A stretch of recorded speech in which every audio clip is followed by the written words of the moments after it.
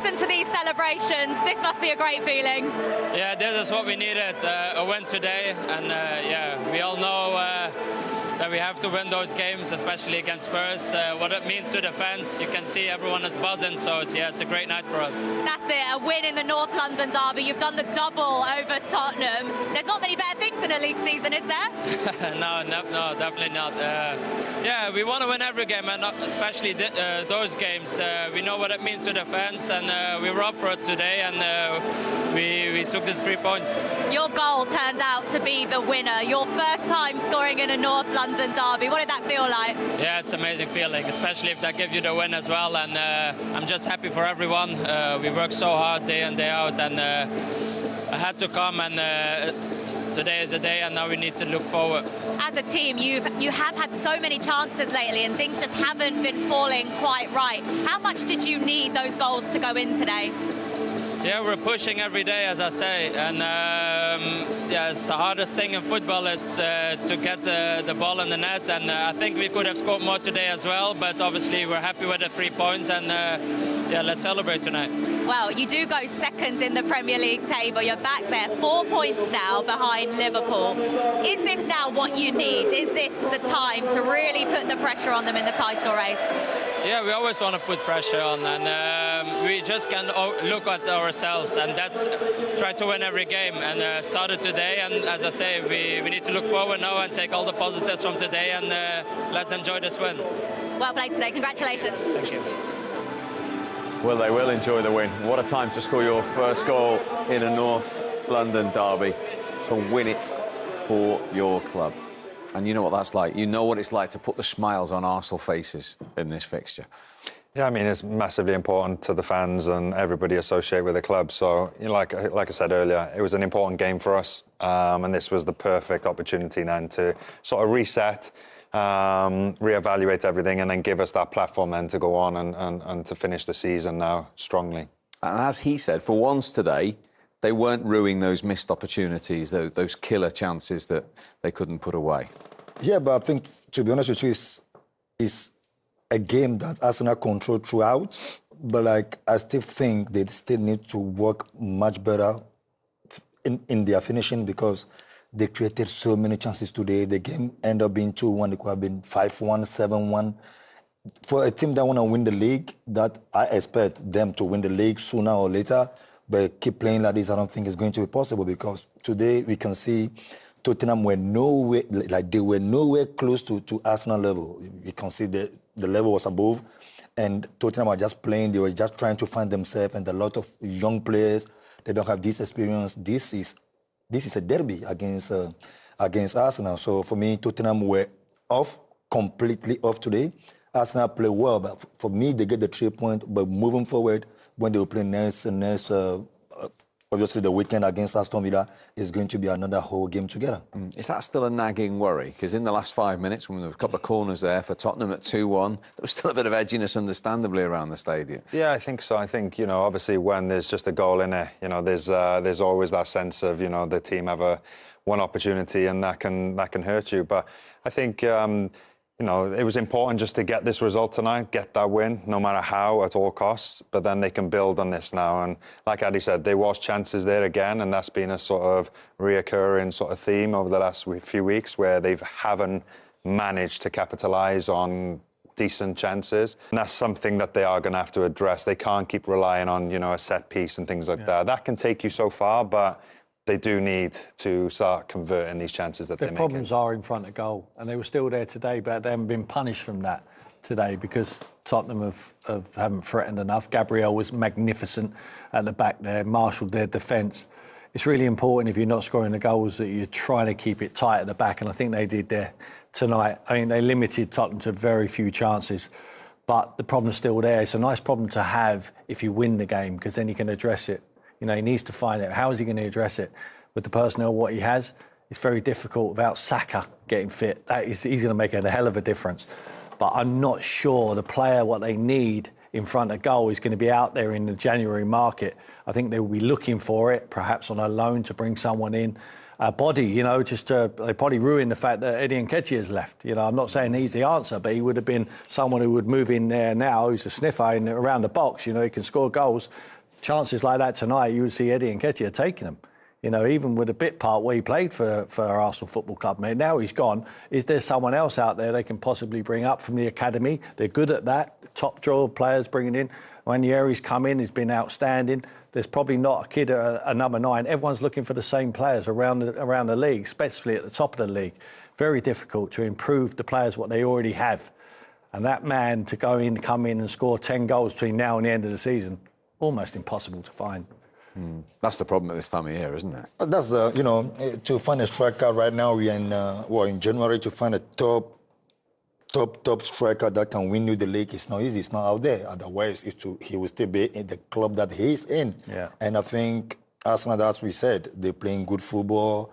He said at the beginning of the game that we used to play football into the net. Today, you can see Arsenal are crossing, but you can't rely on crossing. It's always option B. When the game becomes difficult, last minute, then you put a cross in, then a defender or whoever can score, then it's a winning chance for us.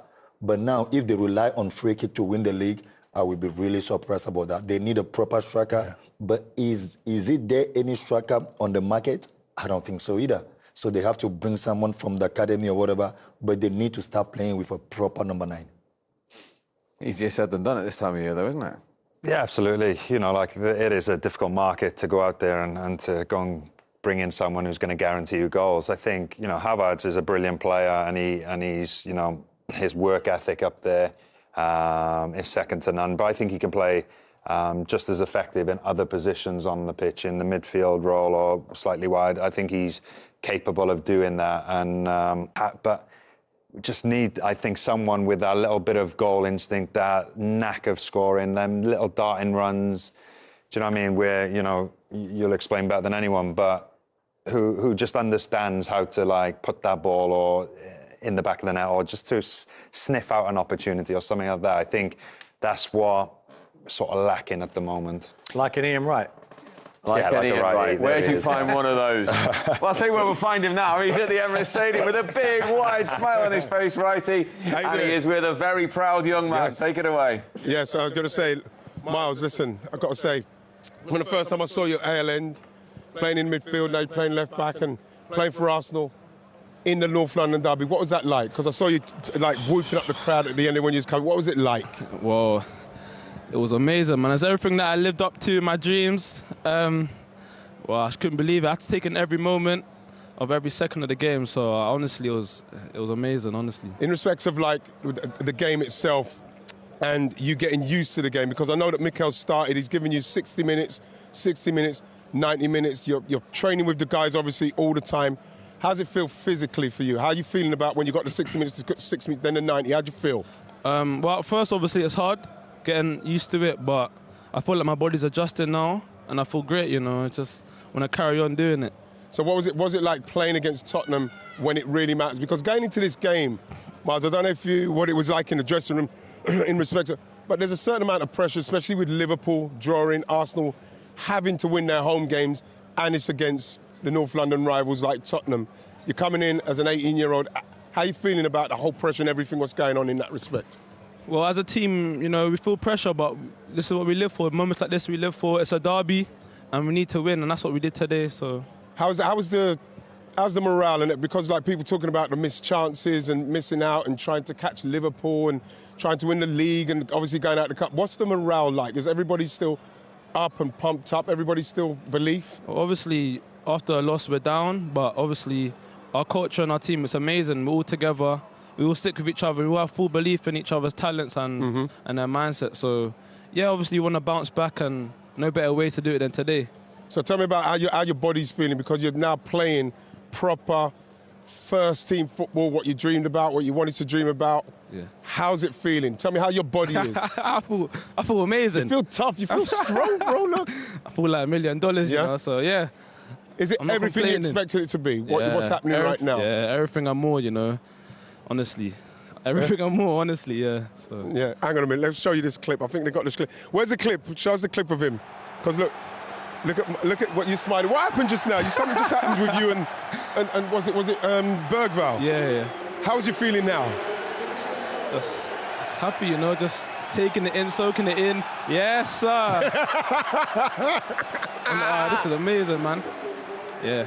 But at that time, obviously we hadn't finished the game yet, but you looked like you was properly buzzed up. Who's here? Who's here? Your mum here? Your dad? My mom, here? my grandma, my friends. Your grandma's here? Yeah, I had to put on a show for my grandma, make sure that I didn't look soft in front of her. I had to make sure I was milling my tackles for her, and hopefully she's proud of me, so yeah. We're all proud of you. We're all proud of you. Just before you go, though, I wanted to say to you, was there, with your Brennan Johnson, could have said to them, was there any of them, like the physicality you was feeling, oh my gosh, I'm going to be afraid of him, or he's going to be this? Nothing?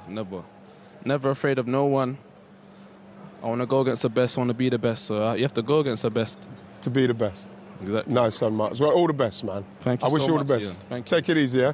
Steve, back to Steve. Let me see me and my guy just shoot off. Yes, my guy. Love it, Righty. Love it. And what a magnificent story that is for Miles. Oh, they are. And I've just come down from the gantry, so it's quite a walk. And I was walking with a lot of the Arsenal fans, and they were singing, they were happy, they were joyous. And I was mentioning in commentary about catalysts you need sometimes, and moments in seasons. North London derby, huge game. Get the 3 points. Can they now start building momentum? And I think that would be the key word, I think, going into the next few games. And Peter said earlier that Tottenham just didn't do enough to win it, Martin. What are you thinking, do you think, if you're a Tottenham fan now? You're looking at that league table, 13th position, 11 defeats already this season out of 21 games. Yeah, and Manchester United below them playing at home tomorrow. All right, Martin. Will probably go above Spurs. So, it's a difficult moment for them. And the manager now is skating on thin ice. Do you know, but his team tonight was... Look, I thought they did all right in the second half. They came after Arsenal. Arsenal didn't really control it. It was incredibly open. But you lose a game like that, you go one up. Those Arsenal players were brave, let me tell you. At 1-0, if Arsenal lose this game, it is also very pivotal. And maybe people are talking about how the season's now become a disaster. So this keeps Arsenal in the race. And it was a determination they showed was quite outstanding to get back and win the game. And Declan Rice joins us now. Good to see you, Declan. Good to see you. You're right, mate. First of all, congratulations on that win. What does that mean to you, and what do you think it means for the fans tonight?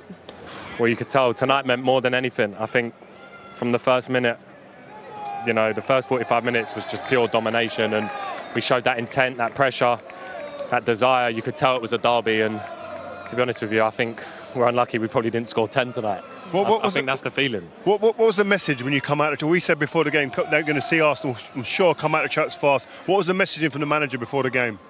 You don't need a message. You've played in. You don't need a message. When you play Spurs, you know what it means to the fans, and if you're a player and you can't get up for Spurs, then you shouldn't be playing football. Yeah. You need to have that fire in your belly, and we had that tonight. And I think second half, the game got stretched. They could have maybe scored a couple, but we could have had another 5 or 6, and that's the disappointing thing. But to win is the most important, and hopefully now we can go on a run, because this is the most important part of the season. Give you guys enough corners, you're going to score for one, and that's how the equaliser came. Another trademark Declan Rice delivery. Yeah, well, I'm not sure I've got the assist of it. He said that it's gone down as an own goal. No, it's a great ball, by the way. It's your assist, though, isn't it? It's going on target, isn't it?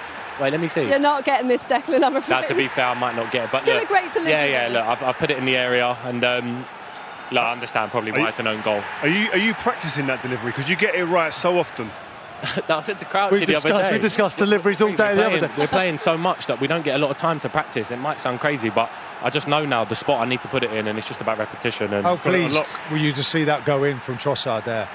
Partey does exceptionally well. Amazing, yeah. Porro, you must be aware, Porro's up the pitch, so it's an area you're going to aim for. Yeah, definitely. I think with Spurs, they're a transition team. They don't care. They keep playing the ball short. They want to keep attacking, and obviously we win the ball high, and they're open, and Leo on his left foot, his left and right foot. What about your role here tonight? Because you're playing in that midfield and you're flying forward 1 minute, and then you're all the way back at the next. Yeah. Do you sometimes think, I should just sit there occasionally? Because if I were playing behind you, I want you to sit more often. Do you know what? I just get excited. That I just get an extra bit of energy to just keep going, and I want to run. And tonight I was probably more of a box-to-box role, but I think with our centre halves, you can be sure that I'm allowed to attack, because them two clean up everything. And obviously Thomas tonight was unbelievable, and the young boy Miles again is just taking liberties. He's just unbelievable. 18, what he showed tonight was just ridiculous. Dec, we were speaking before about you becoming a bit of a leader in this team, you know, taking the young players under your wing. I know you've taken Miles under your wing a little bit, looking after him. Just talk us through his performance tonight, because it's a North London derby, it's a huge game, under a little bit of pressure at the moment.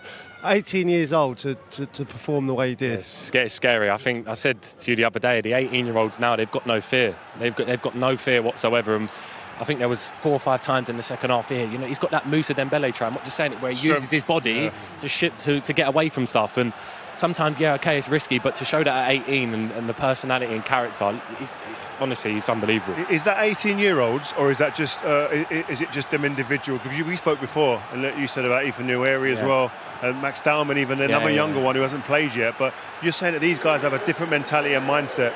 Do you know what as well? I'm going to mention them because they're Spurs players, but like Archie Gray, Bergvall, they're both 18 as well, and they're playing week in, week out.